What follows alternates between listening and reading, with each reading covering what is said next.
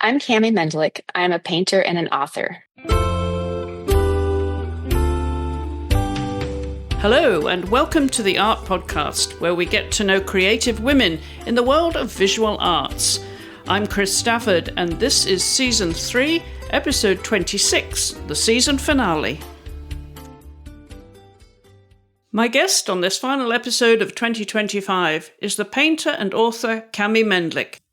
Kami's art portrays her lifelong passion for exploring nature, the study of colour, and her observations of light and movement.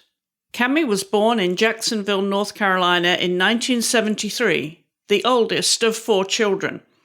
Her mother Heidi Scherfheim was a homemaker who waited tables part-time and became a talented quilter.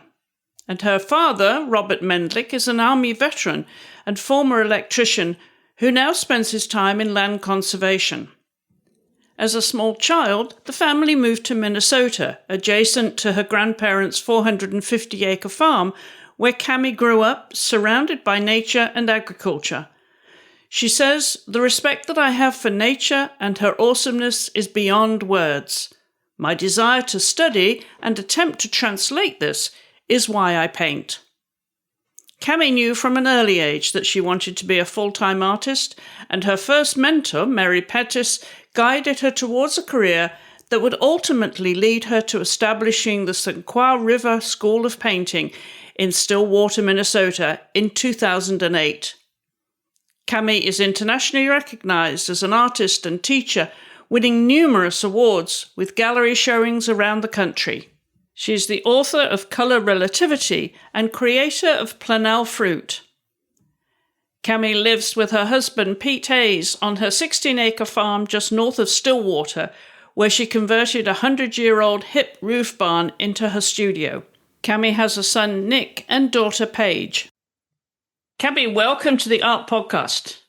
Thank you. Thanks for having me here, Chris. I know you're familiar with the podcast because you've had some friends on the show. Yes, my friend Kim K. Spear introduced me to your podcast, and I've been listening ever since.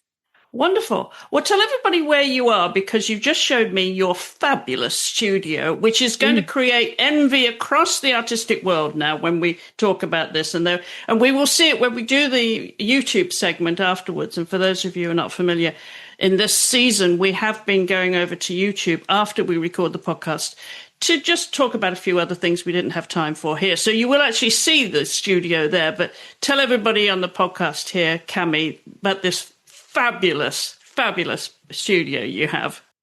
Great. Yes, I am in Stillwater, outside of Stillwater, Minnesota, which is about 25 miles east of the Twin Cities along the St. Croix River. My studio is, in 2014, I bought a 17-acre property that was an original farmstead, and it has a very old farmhouse, almost 170 years old, and it had a barn alongside a marsh, and people thought I was crazy for working hard to buy this place that was pretty much abandoned. And they called the marsh that it sits on a swamp, and it's not, it's a marsh. And I saw the potential, and my studio is now in the barn that's been renovated. And it's a huge space. It's a dream space for artists. Yeah, dreams are really motivating. I think most of everything I've done started with a dream, and sometimes it turned into the dream I envisioned, and sometimes that dream led me down maybe a different path, might have been something even more interesting. And you are a full-time artist, aren't you? I am. I'm a full-time painter, author. I teach a lot. Probably one of my greatest passions is teaching the fundamentals of oil painting with an emphasis on color to others. So what is a typical day like for you then? Are you very disciplined and get into the studio at the crack of dawn? I am very disciplined, maybe too much. I pretty much every day is a day with something art in it. I travel more than I ever really thought I would. So I've been home for almost a month now, which is just a beautiful stretch of time for me to be here. And depending on where I am, if I'm home and I'm at the studio, my studio hours would be I have to be up here by 8 a.m. till at least noon to paint. Then there's times that's when I'm in the studio, maybe working on a museum piece or a commission or just something studio. Then I have classes I teach. So that varies from day to day. And I have my book is published and out. So I'm not writing a lot right now, a little bit, kind of taking it, coming up for air for that one. Then I plein air paint, and that goes in waves. I haven't painted since I was in Italy last month outside in plein air. So I've been in the studio. Are you a morning person then, Kami? Yes. Yes, I am. Yeah. My best time for thinking and using my brain is definitely the morning. And I feel like if I get a good solid 4 hours in the studio and whatever else I do, great. But that's my most prolific and efficient time to work. So what's your morning routine then when you're home? At what time do you get up? What's your very first routine before you get in the studio? Oh, that's a good question. I certainly have one. I would love to sleep longer, but I pretty much wake up at 5:30 just because I wake up. I'm usually pretty excited to get up. I'm not one to go back to sleep once I wake up. It's dark right now, so that's not as fun, but I'm down and I go downstairs and I make a cup of coffee. And I usually do my emails right away in the morning with my coffee or maybe write. Sunday mornings are for writing. I write a blog or an essay or a newsletter or something. I do really enjoy writing. And then I go on a walk to kind of get my juices flowing. I let my chickens out and collect whatever eggs there are. And then I usually go back in and poach myself 2 eggs. And by that time, I am ready to go to the studio. When did the writing become an important part of your life? It's interesting. I didn't realize that I was a writer. The painting in itself is a language, and it's probably why I put myself so there for so long in my life, is to express and communicate, because I have severe dyslexia.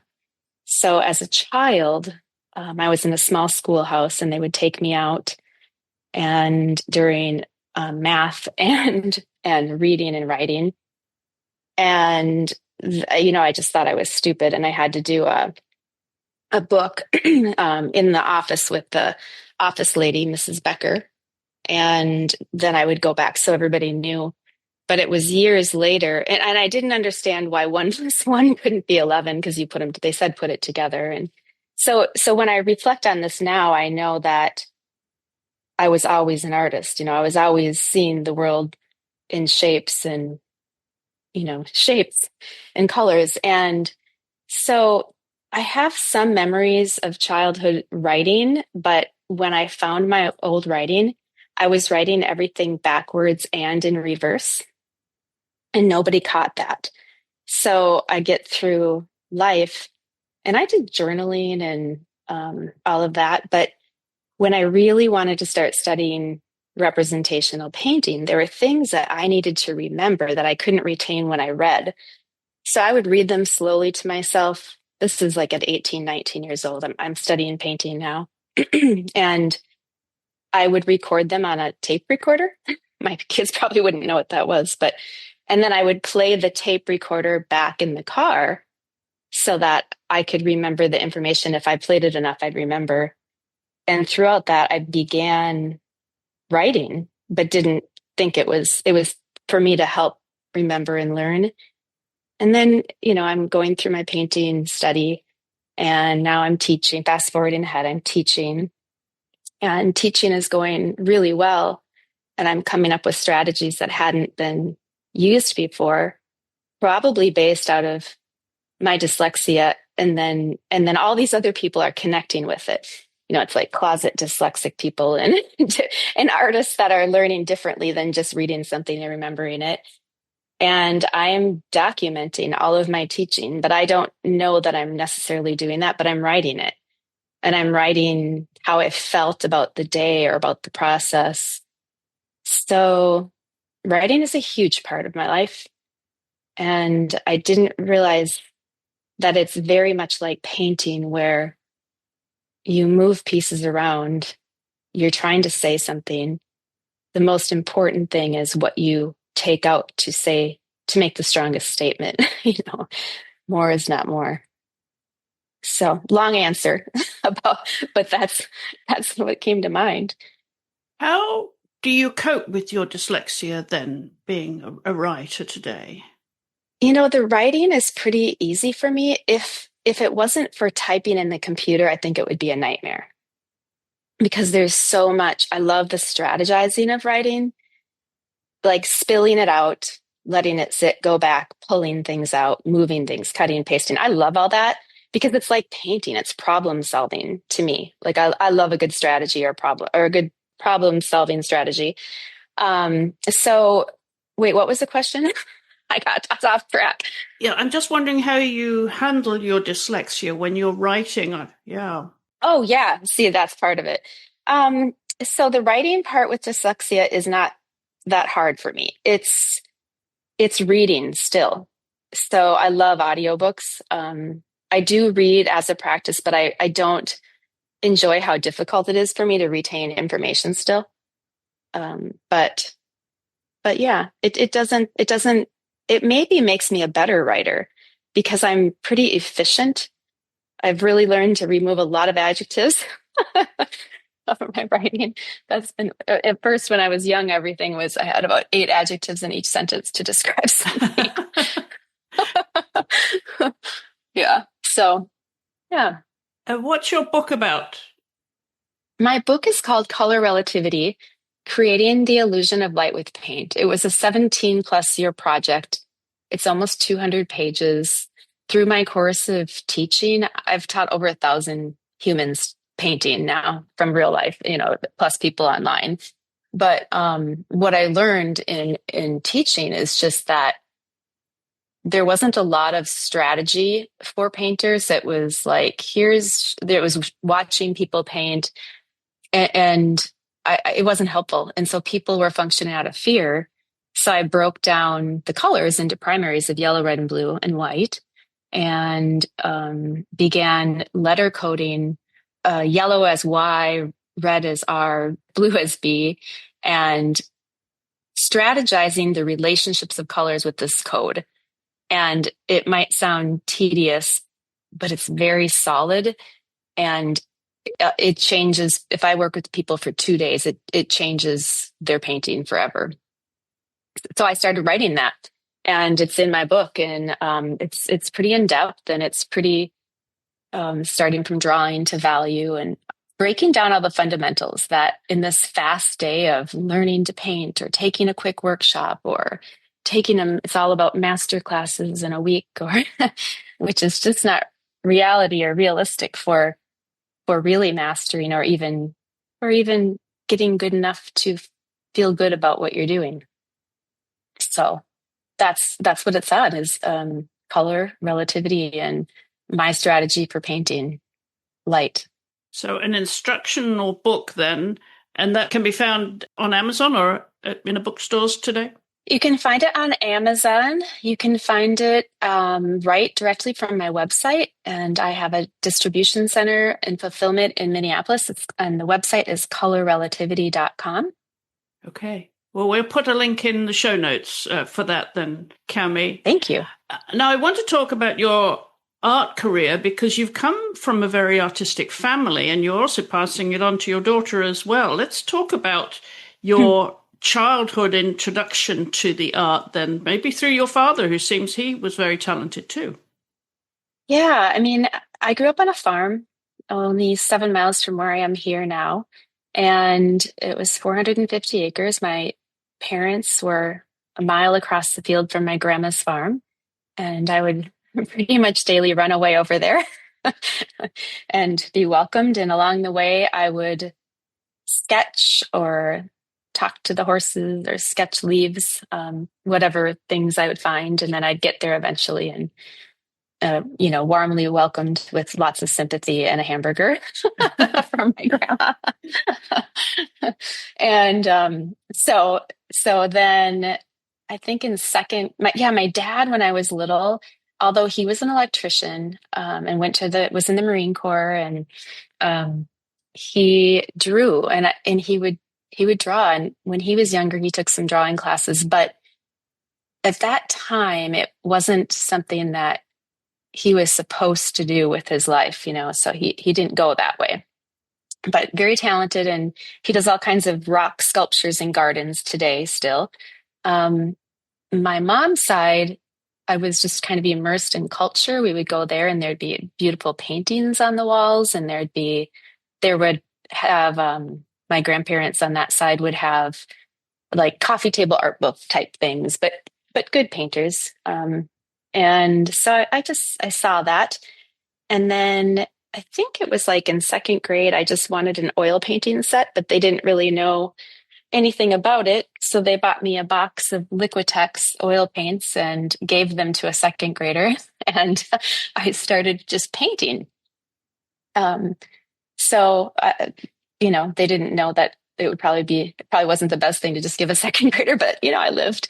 So, then by fourth grade, my farm grandma across the field was playing softball. This is a really small farm town, outside of the Twin Cities. Now it's kind of, known out here, but then it was a quiet area. And she said she was playing with a woman in Withrow, which is this little town that I live by, softball, and that taught oil painting classes. And my grandma convinced her to take me into her Monday night adult oil painting class. And at first she said, no, I just work with adults. And mind you, they were hobby painters. I mean, they were painting, and she was teaching, and in her barn, only a couple miles from where I am now. So interesting. But Monday nights, I went from 6 o'clock until 9, from fourth grade until probably maybe I was 15 years old, and painted with these older ladies and I think a couple gentlemen. And at the time, who knows, I thought they were a lot older. They were probably 50, younger than I am now. But yeah, I started there and then closet painted in high school.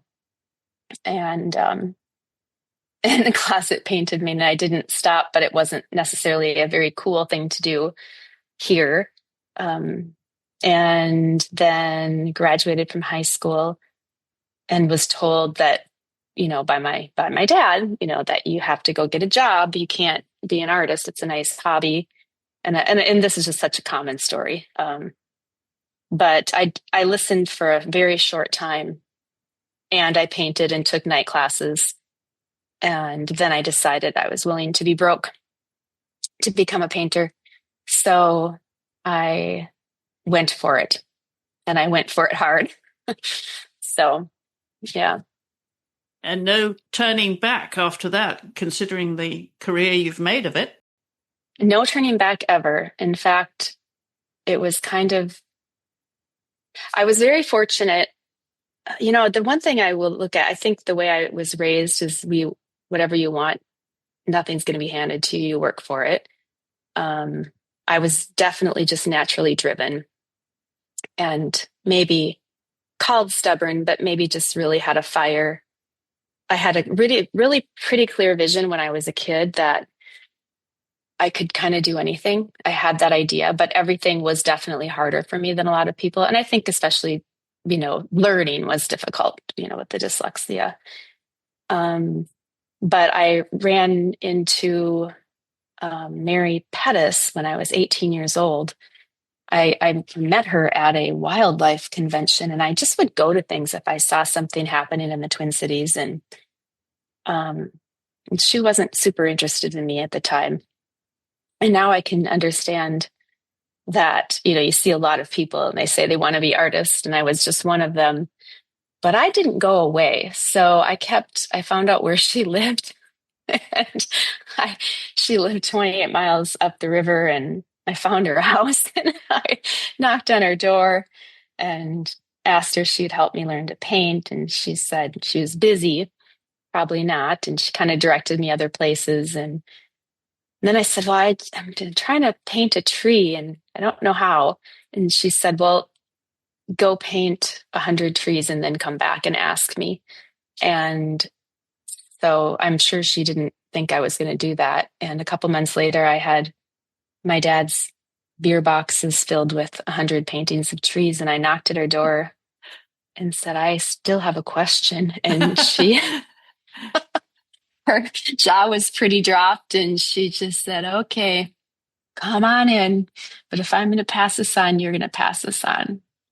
And so she began to be my mentor, and I began studying classical realism with her. Yeah. So that was the beginning. She was your first mentor then? Yes, and she's a master painter. So, if you're hungry enough, I guess, or fiery enough, eager enough, someone's gonna recognize that spark and say, okay, this is someone that wants to do something with this. So tell us about your family ancestry. Now, your father, Robert Mendlik, and your mother, Heidi Schöfheim, both have European names, and I'm wondering what your ancestry is. I can't believe you're asking me this. Well, I can, but I love the question so much because I'm a little bit obsessed with it right now. So Mendlik is Czechoslovakian. 1908, my grandfather came here. Very close to the Hungarian border, but the lines move over there so much that there's some discrepancy about exactly the spot. That's Mendlik, and then my mom's side is so purely, just so much Norwegian. And that's the Schöfheim. So my grandpa Schöfheim, and very proud Norwegians, Lutefisk every Christmas Eve and Lefse, and just very, very, very Norwegian. So I had my DNA done because when I started traveling to Europe, I would run into people local people, and they would say, oh, you come from the old country without even knowing me and just looking at me. So that made me really curious about why. What are you talking about? So then I stumbled upon, they started asking me if I was related to Oscar Mendlik, who was a Hungarian impressionist, and got a little bit obsessed with that, trying to learn. And then a few years ago, John Call did a documentary on me, and with PBS, with the pre-release of my book. So we need music for this. And I say, I want Bach Suite No. 1 played by the cello. And he introduces me to a woman named Janet Horvath. Well, she was the principal cellist of the Minnesota Orchestra for 35 years, and he's friends with her from when he was, it's just such an interesting thing. One thing leads to another. She comes here, she plays for I'd love to help a Minnesota painter. She walks in. We feel like we know each other. Her parents were in the Holocaust. She wrote a book called The Cello Still Sings on her parents surviving the Holocaust. And the reason that I mention this is now we're connected to a genealogist at Hamlin that's doing a dig on my possible Hungarian roots, because we're trying to see if I'm a relative of Oscar Mendlik. Wouldn't that be something then? Wouldn't that be something? And maybe just saying this, maybe somebody would hear this and go, who knows? Yeah. What did you know of your grandparents on either side? Did you have a close connection with either of them? My grandparents, I was really close to yes, my grandfather. Okay, so my grandpa Mendlik, his father was a blacksmith, and over in the old country, and then came here. And then my grandfather was a farmer and electrician, but he also was in World War II. So he was alive until I was 18. So I was close to him. My grandma Mendlik, which was her maiden name was Lane, they settled in the Dakotas. So in the late 1800s. And they were Czechoslovakian as well, Bohemian. And she was funny. She was my favorite person, and she just passed this year at 94. So we were as close as two people could be. And she, 3 years ago, before her mind kind of started going, which it only just did a couple years ago, I decided I better really ask her as much as I can. She wouldn't talk much. They were dirt poor, meaning they literally lived on dirt. Their houses didn't have floors, and she was born in a barn. So she was very embarrassed about that because they were Bohemian. And when you came here and you're poor like that and you're Bohemian, you hid that. So I was asking her, where are you from? Where are we from? She said, South Dakota. I said, Grandma, I know, but before that. And then she started, she'd get her dish towel and she's getting frustrated with me. And she kind of, not really whip me, but kind of flip it at me and say, we're from America, with a strong America. And I said, okay. And she never got upset with me. So I knew what is happening here. She's never upset with me, but she was getting upset. And I kept asking, okay. I'm like, okay, I'm going to switch this. How can I move this into another direction? She's getting upset and this is not good. So I said, well, what about your mom and dad? And then she's give me not much, not much information. And then they had a farm. I know that my great grandma was the kind of the brain, of behind everything. And my great grandpa was very sweet and kind. I didn't know him, but that's the story. And then I said, what about your grandparents? Because they lived with them. She goes, well, I don't know. And I said, well, what don't you know? Why don't you know? And she goes, well, I could never understand what they were saying. And I said, well, why? And she said, because they were only speaking Bohemian. So yeah, they weren't allowed to speak Bohemian. But the grandparents never spoke English in the house, and they weren't even allowed to know what it meant. So that was interesting. And then my grandpa Mendlik, before he died, put a book together. He was very proud of he still had family he connected with near Prague. So he was passionate, and he asked me to go with him to go back to the old country. And he was writing. And so he put a book together, and then he died suddenly of an aneurysm. So that was tough. So that didn't happen, but not a lot of other people in my family are interested in it like I am.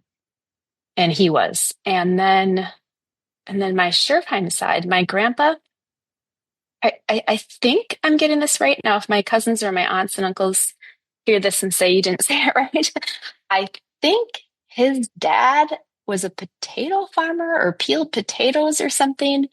And I'm pretty sure he was an alcoholic. So I'm hoping I'm not saying anything anyone's going to get mad at me about, but I think that is what I remember. And then my grandpa also went off to World War II because he had to, but he came back and he became a very successful attorney and the president of St. Paul Companies. And that was my mom's dad. And my grandma was a collector of art and rare things, precious things, and had a vision for design and decorating. And she was really, really a classy lady. So I really had a nice balance of seeing like all this immersion of culture on that side, and then just the roots of the farming and the love and the baking and the cooking on the other side, and where food came from. So, yeah. And you also have some talented musicians in your family too. Yes, the Scherfheims, my mom, I will say the Scherfheims have some pretty incredible people. I mean, and not that they both do, but as far as the arts go, it's pretty remarkable. My cousin Stacy is just really amazing. She's in Utah. She's younger than me, and she is a portrait and figurative artist, and she's studies very classical way of doing things, and so she's a painter. I've got another cousin who dabbles in painting. Oh, actually, no, I've got several that paint now. I think, is it Aubrey that's painting? Scherfheims. Oh, gosh. They've come out here and painted with me. And then the musicians, though, Jackie is just, I mean, she's like played at the White House. She's a pianist and just amazing. What's her last name? Jackie Whites. Okay. Hmm. Yeah, she's incredible.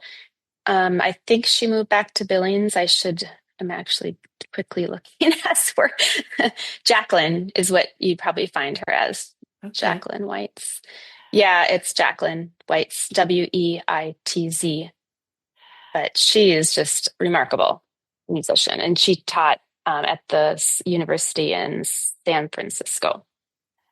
And you're passing on this talent to your daughter too, because she not only paints but does ceramics, and she's a musician too. Yeah. This Paige, who's now 27, I'm sure she won't mind us saying her name and age. Oh, yeah, she won't mind.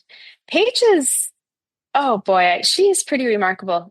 She's a very, it's how you meet certain people. It's not just because she's my daughter, but you just know there's something special or unique, and she has that thing about her. So Paige went to MCAD, Minneapolis College of Art and Design. And when she came in here to tell me that's what she wanted to do in her beginning of her senior year of high school, I said, no. And she said, what? You can't tell me no. I said, you know how hard it is to be an artist? That lasted about 2 seconds. But that was my initial gut mother reaction that I never would have thought. And I even started saying, what are you going to do with that? Which is just so funny. And she said, it's not how, it's what. so anyways, she threw that right back at me. But she went off and she studied 3D there and also got a Bachelor of Science. So she got a business degree there. But I think, so she does ceramics, and she lives in New York, in Manhattan, the East Village, and she started doing ceramics again. So she's only been in New York a little over a year. So she's getting kind of acclimated and started doing ceramics again. And the spark in her voice from getting back to that it's just really fun to see. And she paints, and she plays the viola. Multi-talented then. And your son, Nick, who's a couple of years younger, does he have an artistic inclination? Yes, he would definitely give you a firm no on that one, but he's a 25-year-old heavy equipment operator going for life hard, and he's bought a house at 21, and he's traveling and putting solar panel fields in, and he was promoted up to superintendent really quickly. So he's doing that, but the way that he sees and thinks and strategizes, and when he was little, he would come out painting with me because he just wanted to be outside. So he came out with me more than Paige did. And he would give me corrections. I say, what do you think, kiddo? And he said, that tree's not really blue, it's pink, Mom. And I would look, and he was right. So he's got an eye.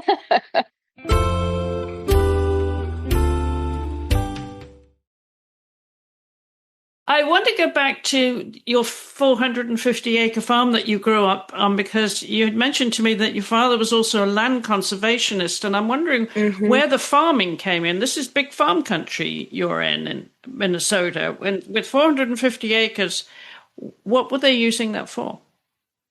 So my grandparents bought it, and when my dad was young, and they were in St. Paul, and then they came out and wanted to be in the country. My grandma, being the farm, really, really being the farm root child, she really did the farming. They had cattle. She had rabbits that she had cattle, horses that we would ride, cattle for meat, chickens for butchery, mostly for butchery, not even more than eggs. And then rabbits that they would raise for the cookeries in the Twin Cities back then. And that was pretty much her running that. And with my dad and his twin brothers' help, my grandpa, I think, was on the road a lot with work. So that we'd have cattle kind of grazing in the fields, but the land, it wasn't, there's always another profession going on there. But I think the heart of the farm, now that I look back at it, was my grandmother. And even even when she didn't have the farm anymore and lived in a house on a little lake in Wisconsin, she was still a farmer. She was still, all the food was either grown or my then grandpa that she married again, he would hunt it. So everything was made, and that was the kind of farm. Like there wasn't another way. It was the way of living. So, I mean, she literally made crackers from scratch. And nothing went to waste. So the land is beautiful. My dad has about 150 left. It's valuable land, and my dad was an electrician, so he worked very hard to hang on to what he could, and the rest went with the other kids, and they sold pieces of it. So when I say he's a conservationist, his whole life is protecting. This is what he does every day still. He removes invasive species. Here we have something called buckthorn. He plants trees. He protects them from the beavers cutting them down. He treats oaks that are getting any kind of disease that's coming. Like, he never stops working this land ever, every day. So when you were growing up, did your parents, well, obviously they encouraged your art, but did they take you to galleries and museums when you were a child? No, never. So you didn't have that exposure. And I'm wondering who you would have noticed first and foremost, which artists that out there in the world, the bigger names that we know, who would have been catching your eye and be your early inspiration? Well, Monet, my grandmother had my mom's mom had original paintings. A Bouguereau would be one that I would know. And she had pieces from that time period that we really never knew the artists, but they're original pieces. She had an original of Abraham Lincoln portrait. She had a lot of paintings. And then she would have coffee table books, and those were maybe the ones like Norman Rockwell. When I was a kid, I just remember looking at every single page of the book, just like trying to see the brush strokes. And I didn't look at the scenes like the average person looked at the scenes. I was thinking, how did he paint it? And then I would try copy. And then when I was like in fourth grade, just out of curiosity. So then, 18 now, I did go to the MIA. We call it the MIA now, but I have a habit of calling it the MIA, but that's the Minneapolis Institute of Art. And now I'm able to go there myself. And I went and I did copy a Bouguereau. I stood there for a long time and copied it, the peach in the front of painting the peach. And I copied some other painters. Mary Pettis introduced me to Shishkin early on. So I got a book when I was a waitress at 18 years old. I had a couple that came in and they would go to Moscow and they would buy diamonds and bring them back. And I said, "You're going to Moscow?" And it was just unbelievable to me that they would go to Russia. And I said, there's an artist there named Shishkin. If you could get me a book. And they brought me a Shishkin book back. And because then we didn't have the internet, or you didn't order books, So they brought it back, and I said, "How much is it?" And they said $50. And that was a lot of money. So I emptied out my tip pocket and gave them $50. And I still have that precious book. So then Levitan, but to me now it's very clear that my favorite respectably dead guy painters would be, I love the Impression. I love Monet's work so much. And the more that I know, the more I know what I don't know through him. So. You were born in 1973, Kami, in Jacksonville, North Carolina. That's on Camp Lejeune, because your father was in the military, yes? Yes. So how did you get from there, and where was your early education before you settled in Minnesota? So I was just born there. I was conceived in Okinawa, and that's my name, Kami, during the when my parents were my dad was in the military and my mom went there. So Kami is actually a Japanese name. So that's how these two farm kids figured that name out. They heard it over there. So then they came back so that I would be born here. And I was born in Camp Lejeune at the hospital. And then I think we only stayed a few months and then came back here to Minnesota. So I have no memory of that. It's just my birthplace. Then I went to the Withrow Schoolhouse, which is between my home and studio now and the home I grew up on, which I never would have imagined I'd be so close here. That was K through 6th. And then I went to here in Stillwater. We have a junior high, which is 7th, 8th, and 9th grade, and then high school. I did start going to vocation school, and I quit pretty shortly, realizing I wanted to become, at 18, I decided that I wanted to become a master painter someday. So I decided to find one to study with. So you were very focused, obviously, and you were the oldest of 4 children. But I did read that you had tragically lost your sister Tori back in 2018 to a car accident. That must have been a huge impact on you and your family. How did you cope with that personally?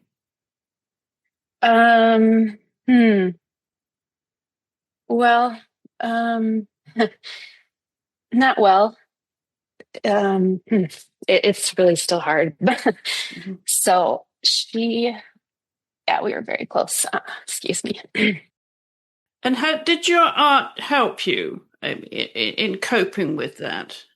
Yeah, it's funny. Most days I really can talk about it. It just sometimes, it gets you. So I do want to talk about it. It's still sometimes pretty raw. So yeah, it was, well, she left a 3, 5, and a 7-year-old behind and a husband. So that was tough. And Tori and I really just, talked every day. So that was hard. And she even lived, with me and my first husband for a little while and stayed there. And so she's pretty part of our life. So it was a couple of months after, and I think, a loss like that, and she was only 38 years old. And it's just losing a sibling, your sister, is harder than I would have ever imagined. But I got floods of letters from people who also lost someone. So that felt good, not good. It just was like, oh, someone else knows what this is like. Because it feels like a part of you is not there anymore. And you don't realize that about your siblings. So then I think I really didn't even honestly want to be here. I didn't know how I was going to paint again. And it was late January. I mean, I was praying, I was burning things. I was trying to do whatever I could to try to not be in, such pain every second. So I hadn't walked, and part of my life is walking, and I love walking in the winter, and I just love walking all the time, but I really do love winter. So I went to William O'Brien State Park, which is just, again, 6 miles down the road. I'm 6 miles from all my favorite things. So it's a very quiet, native prairie fields and rolling hills, and you can see the river in the distance. And I'm just moving my body, and that was a huge thing to do 2 months after that.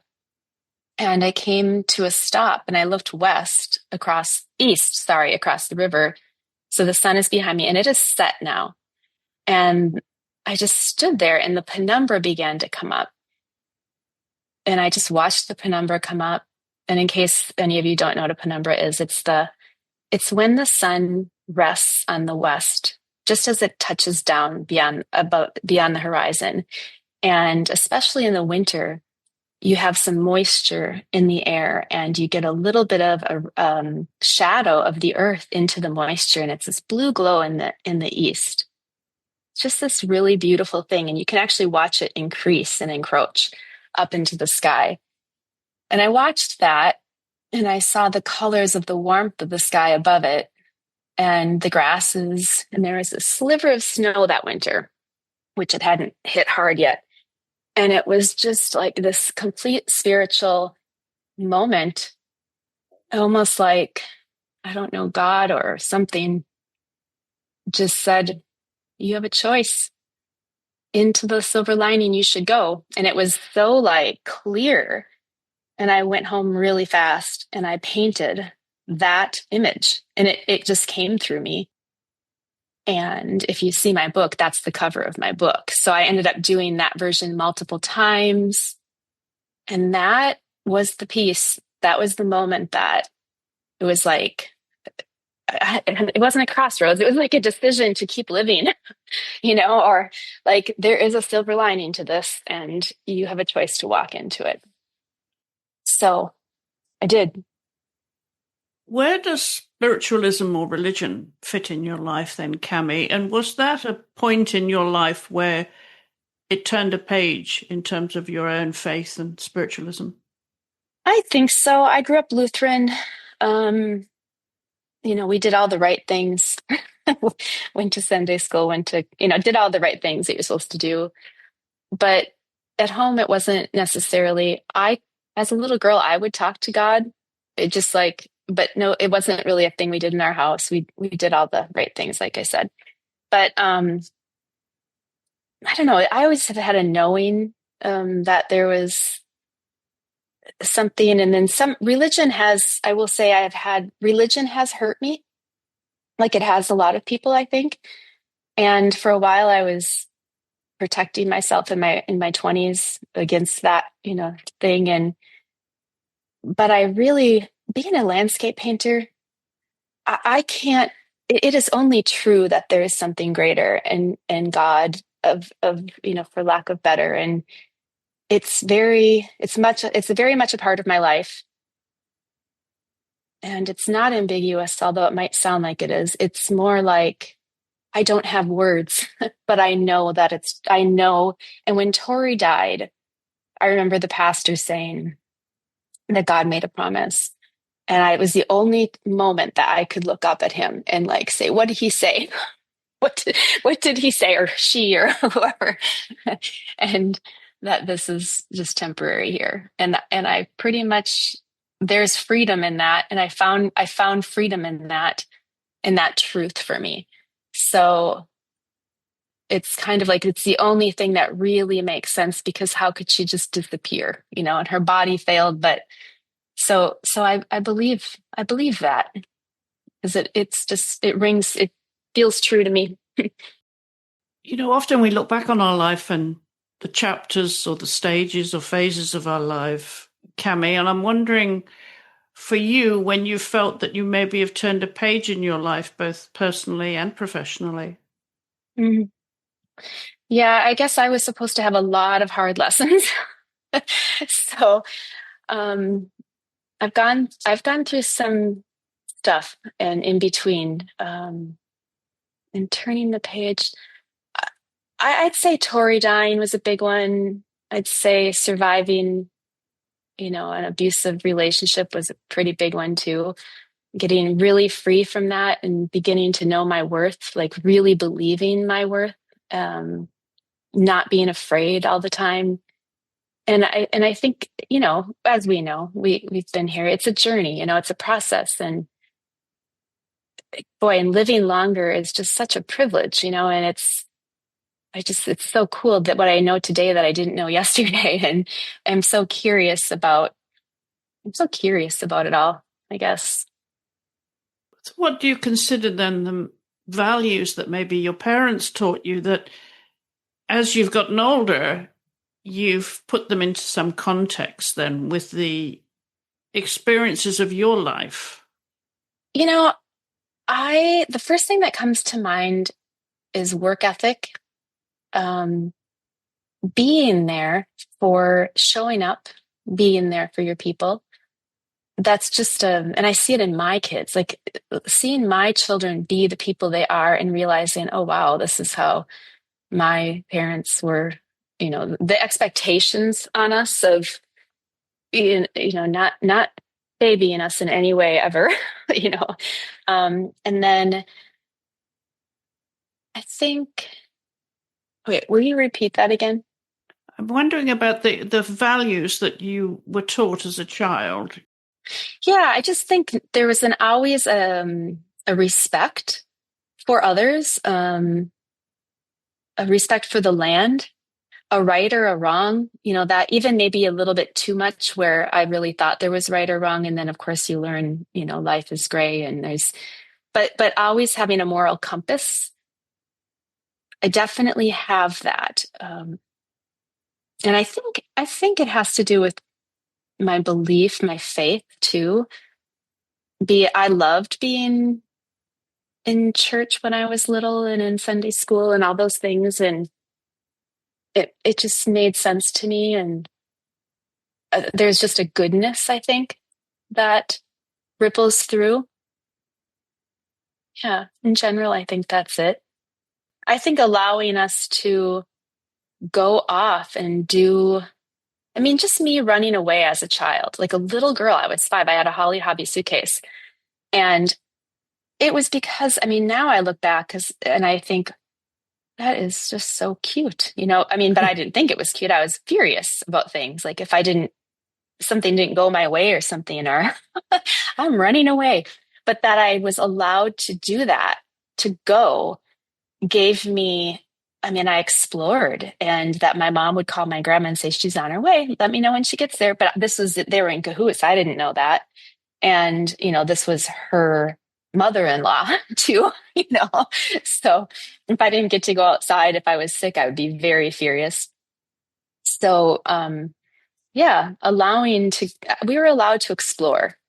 We were allowed to envision, and, we were not given much material anything, and I never wanted it or missed it.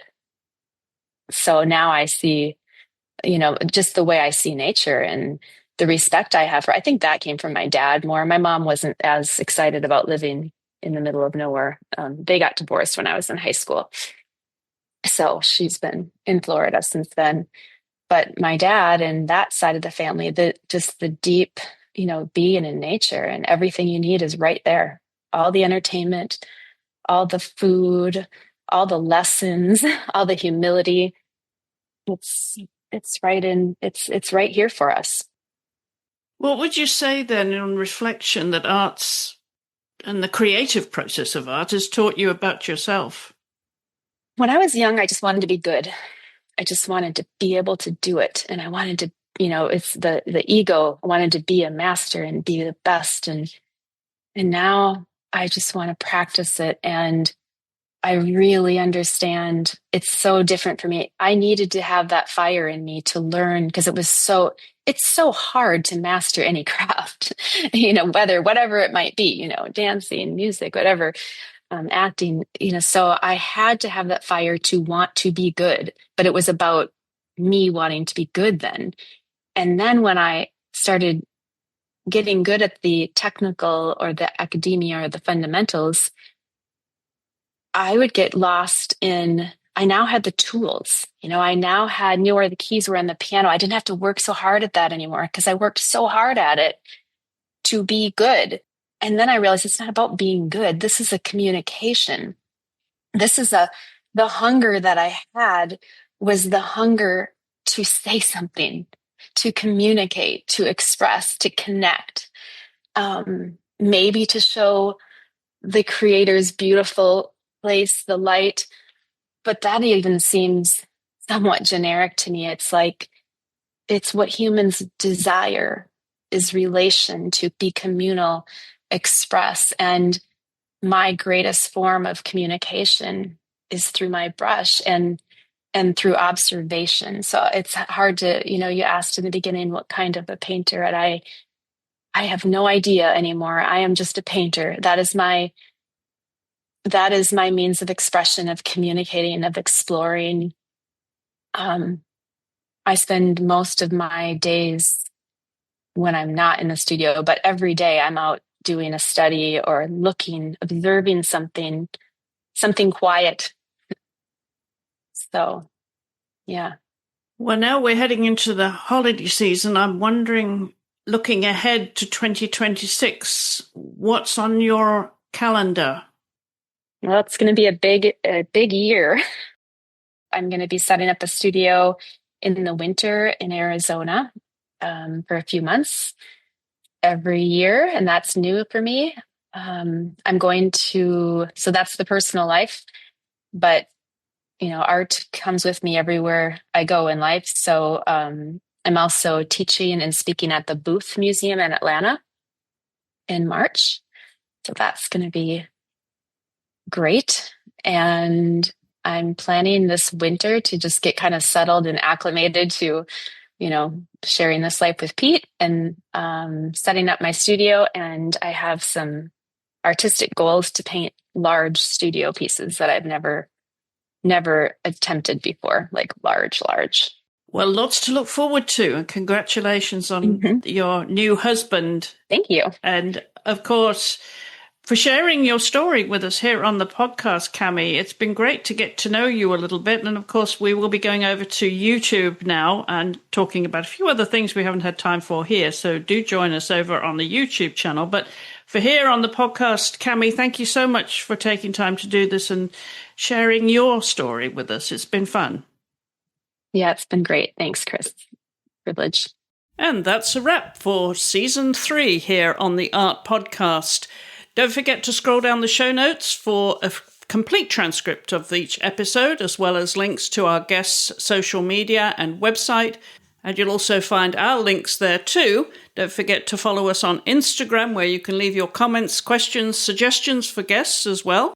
And you can also reach us via email, of course. The email address is the AART Podcast, that's art with 2 A's, @gmail.com. And whilst you're on your podcast app, don't forget to leave us a 5-star rating and review, because that improves our rankings on the podcast app and helps others find the show. And please do remember to share this with anyone you think might enjoy the show too. I'll be back in 2026 for season 4 of the AART Podcast, where we're going to do things a little bit differently. We'll be recording the podcast as usual, so you can find it on any podcast app. But instead of recording a separate segment for YouTube, we're going to be putting the entire podcast interview onto YouTube as well. So you'll be able to watch and listen on YouTube, or you can listen on your podcast app. And as always, we love it if you would join in the conversation by leaving your comments either on YouTube or on our social media channels, both on Instagram and Facebook. And finally, I want to thank each and every one of our guests who's been on the podcast. As you know, we've had some fantastic guests here that have shared their stories with us that have been very personal and inspirational. And for me, as always, it's been a privilege to share these stories with you. My thanks to all of you for listening. I hope you'll join me again for season 4 in 2026. In the meanwhile, a very happy holiday season to all of you.